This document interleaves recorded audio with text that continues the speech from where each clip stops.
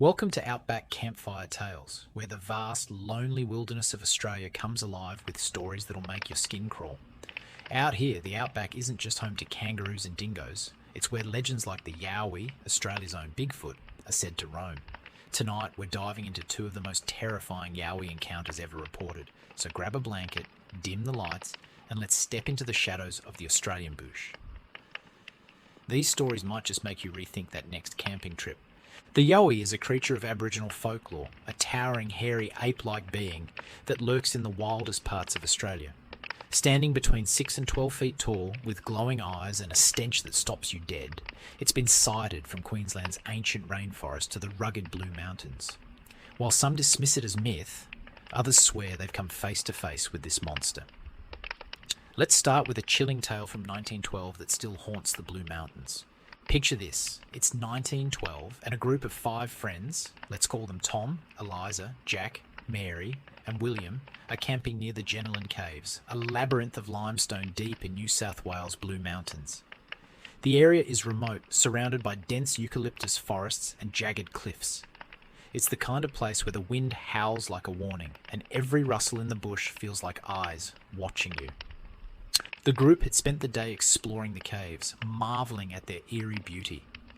As night fell, they set up camp, built a fire, and shared stories under the stars. But as the fire crackled and the night grew darker, something felt off. The air was heavy and the usual chatter of nocturnal animals had gone silent. Eliza, the group's unofficial storyteller, was mid-sentence when a low, guttural growl echoed from the trees. "What was that?" Jack whispered, his eyes darting toward the darkness. The group froze, straining to listen. Then they heard it again, a deep, rumbling sound like nothing they'd ever heard. Not a dingo, not a roo, not anything human. William grabbed a lantern and raised it, casting a weak glow into the forest. That's when they saw it, 2 glowing amber eyes staring back from about 50 yards away, high off the ground. Way too high for any known animal. The group huddled closer, their fire suddenly feeling too small. Then came the stench, a rancid mix of wet fur and decay that made Mary gag. Before anyone could speak, a massive figure stepped into the lantern's light. It was at least 8 feet tall, covered in dark, matted hair, with broad shoulders and arms that hung low. Its face was obscured, but those eyes burned into them, unblinking. Tom, the bravest of the bunch, shouted, "Oi, get out of here!" and threw a burning stick toward the creature. It didn't flinch. Instead, it let out a bone-chilling scream, half human, half beast, that echoed through the valley. The group scrambled to their feet, grabbing whatever they could, knives, a hatchet, anything to defend themselves. But the creature didn't advance. It just stood there, watching, as if sizing them up. Then chaos.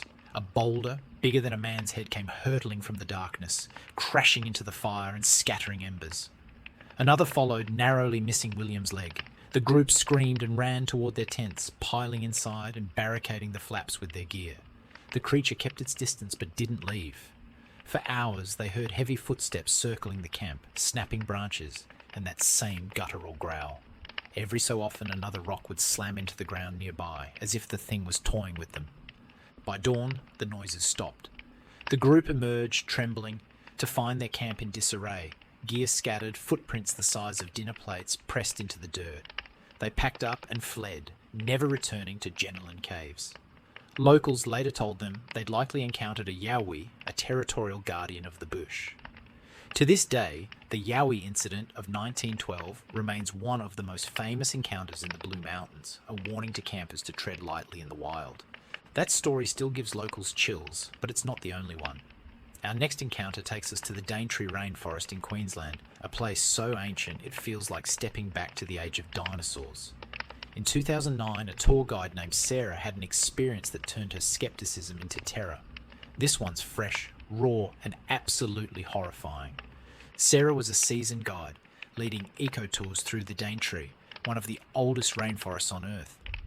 In October 2009, she was guiding a small group of tourists, 4 backpackers from Europe, on a twilight hike. The plan was simple, a 2-hour trek to a waterfall, a quick dip, and back before dark. But the Daintree has a way of making even the best plans go wrong. As the group hiked deeper into the forest, Sarah noticed the birds had stopped singing.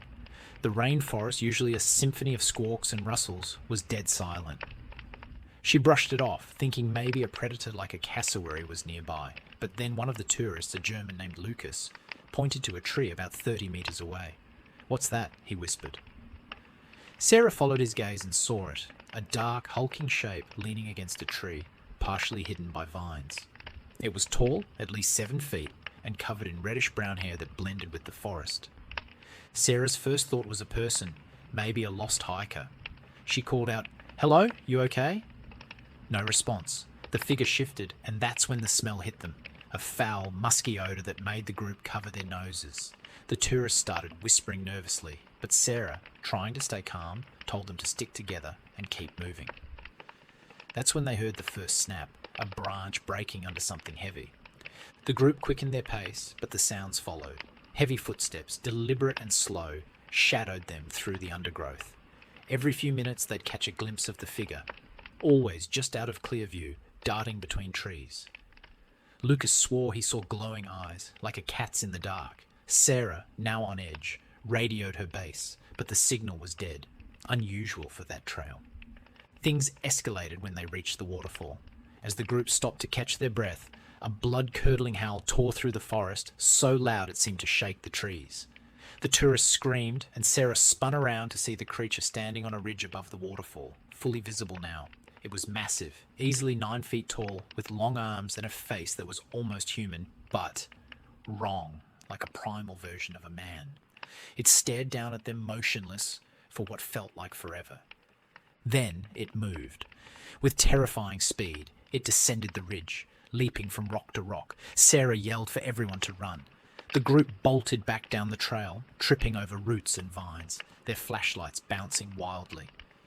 Behind them, the footsteps were relentless, crashing through the brush, gaining ground. One tourist, a woman named Emma, fell and screamed that something grabbed her backpack, yanking it off her shoulder. Sarah pulled her up, and they kept running until they reached their van at the trailhead. When they finally locked themselves inside, hearts pounding, they realised the footsteps had stopped. But the terror wasn't over. When Sarah checked the van's exterior the next morning, she found deep scratches along the side and a handprint, far too large to be human, smeared in mud on the rear window. The group refused to continue the tour, and Sarah never led a twilight hike again. She later learned from local Aboriginal elders that the Daintree is sacred Yowie territory, and they warned that disturbing it could provoke the creature. Sarah's story spread among guides, cementing the Daintree as a Yowie hotspot. Both of these stories, separated by nearly a century, share a common thread: the overwhelming fear of encountering something unknown in Australia's wild heart. The Yowie, much like Bigfoot, is deeply rooted in folklore. Aboriginal stories describe it as a guardian of the land, sometimes curious, sometimes territorial, and always elusive. Researchers like Rex Gilroy, who collected over 3,000 Yowie sightings before his death in 2023, believed it could be a surviving species of ancient ape or early human. Skeptics argue it's just misidentified wildlife or campfire tales gone wild. But the sheer number of sightings, some dating back to the 1700s, and the consistency of descriptions make you wonder. Could something be out there watching from the shadows? In places like the Blue Mountains and Daintree, where the wilderness feels alive, it's hard not to believe. That's it for tonight's Outback Campfire Tales. The Yowie remains a mystery, a shadow in the bush that keeps us looking over our shoulders. Have you ever had a creepy encounter in the Outback, or heard a Yowie story that chilled you to the bone? Drop it in the comments below, and don't forget to like, subscribe, and hit that bell for more spooky tales. Until next time, keep your fire burning bright, because out here, you never know what's watching. Sweet dreams, and stay safe in the wild.